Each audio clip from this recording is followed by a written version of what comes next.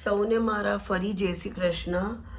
તમને બધાને એમ લાગતું હશે કે હું તમારા ઘરમાં આટલી પાઠ પૂજા કરું છું, પણ તો પણ આટલી નકારાત્મક ઉર્જા કેમ છે, આટલા ઘરમાં કકડાટ કેમ થાય છે, આટલા પ્રોબ્લેમ્સ કેમ છે, કેમ મારા કાર્યો થઈ નથી રહ્યા.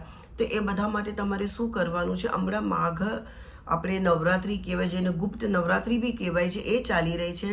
તો આજે 9મી તિથિ છે ને કાલે 10મી તિથિ છે.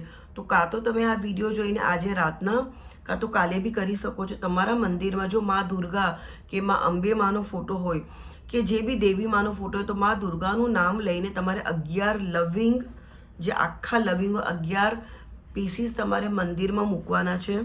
અને માતાજીને પ્રાર્થના કરવાની છે કે જે બી નકારાત્મક ઉર્જા મારા ઘરમાં હોય, નેગેટિવ ઉર્જા હોય કે ભૂત પિશાચ જે બી હોય તે બધું નીકળી જાય.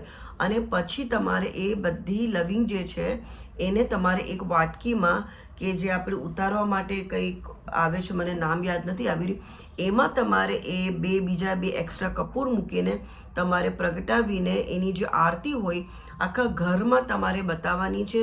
એનો ધુવાડો કરવાનો છે, અગ્નિ જળાવીને આખા ઘરમાં તમારે દીવારોને બતાવવાનું છે. ને એક હાથેથી ઘંટી ચાલુ રાખવી જોઈએ.